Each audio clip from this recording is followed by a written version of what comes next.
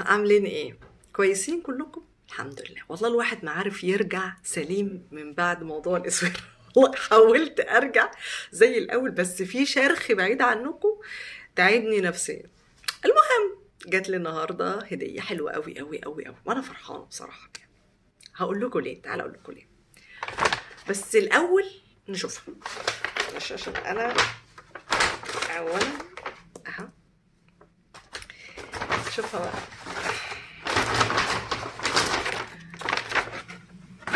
بص، اولا الماركه او الصفحه اللي اسمها سبيشال جولد هي اللي بعتالي الهديه دي.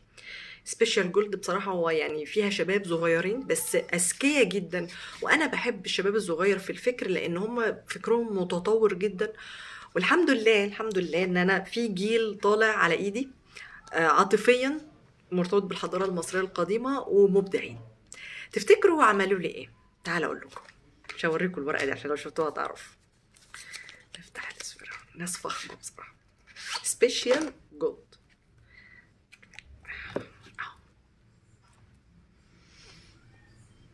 الاسوره، الاسوره اللي سرقت او اختفت من المتحف المصري وساحت، دمرت. انا نفسيا بصراحه، وده انتوا اكيد شايفين يعني، ما رجعتش زي الاول من ساعه الموقف ده، لان انا عارفه ما وراء الموضوع ايه هو. ان احنا مش هنعرف ايه اللي حصل. محدش هيعرف، كلها تكهنات وسيناريوهات.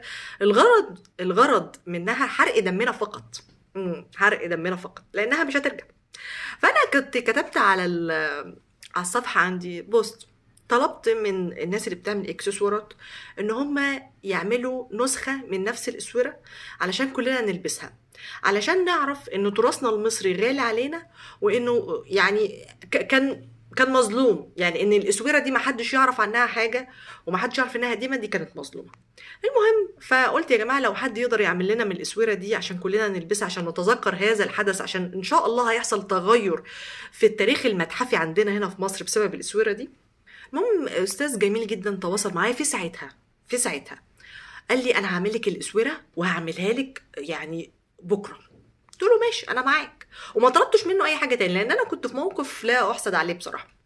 المهم تاني يوم تواصل معايا قال لي على فكره قرفه الاسوره دي حلوه، الاسوره خلصت فانا هبعتها لك. قلت له والله ده شرف ليا. بعتها لي لسه النهارده، هو اللي يعني مخلصها يعني من تاني يوم بقول لكم، بس كان في ظروف كده ما قدرتش ان انا استقبلها منه يعني. المهم عملها لي بالشكل اللي انتوا شايفينه ده، لو انتوا شايفينها، وده حجر اصلي لازورد اصلي اهو. قال لي حاجه حلوه قوي. قلت له ايه؟ قال لي ان الاسوره دي بنفس حجم الاسوره الراحت، 37 جرام. 37 جرام. هي عباره عن نحاس مطلي بالذهب. فلو انتوا عايزين تطلبوها منه، بصوا انا هسيب لكم اللينك الصفحه بتاعته، وهحط لكم ارقامه برضو في الايه في الكومنتات، عشان في ناس ما بتعرفش تتواصل باللينكات وكده. وبصوا عاملين لها كارت لوحدها. زي ما انا قلت لكم هي جميله جدا، شيك جدا. زي ما انا قلت لكم هي جميله جدا، شيك جدا. ال- الاسوره دي بتتحط البتاع ده، بس انا عايزاكم تثبتوا الفص بالاسوره، عشان ولا انتوا عاملينها على اساس انها تتغير؟ بصوا يا جماعه الحجر ممكن يتشال ويتحط، فاهو بصوا ممكن بقى تغيروا اي نوع حجر. انا عن نفسي هجرب حجر اللازورد عامل ازاي معايا، لان كل واحد وطاقته. انا عن نفسي حجر الاماتيست هو اللي انا مقتنعه بيه في طاقتي يعني. فممكن اشيلها واحط اماتيست، احط عين النمر، احط مش عارفه ايه القمر، احط. فبصوا حلوه الحركه دي، بس انا عايزه حاجه تخليها اكثر امانا يا استاذ سبيشال جولد، علشان الحجر ما ينطرش يعني، او الحجر ما يضيعش مننا. فبصوا ايه رايكم في الفكره الحلوه دي؟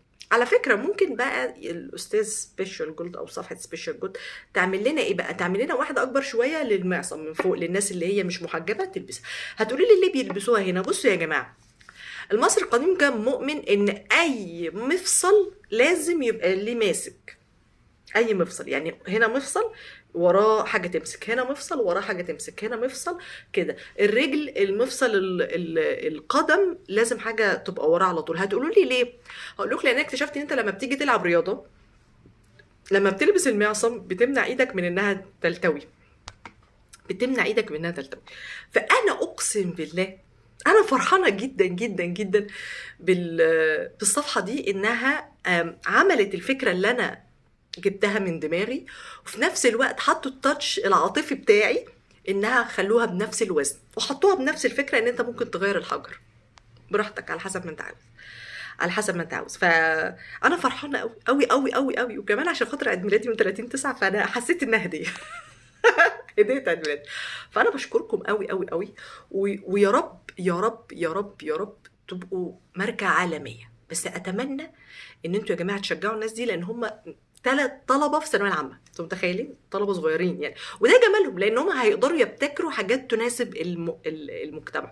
وانا فرحانه ان في جيل طالع على ايدي متربي بقى بتربيتي انا بقى، انا بقى عاطفيا يرتبطوا بالاثاره المصريه عاطفيا. الموضوع رب ضارة نافعة. هو والله ما هتعرفوا ايه اللي حصل للاسوره، والله، بس هنستفاد منها بان احنا هنرتبط باثارنا بطريقه عاطفيه اكتر من كده، وعلشان تعرفوا ان في اثار مهمه قوي.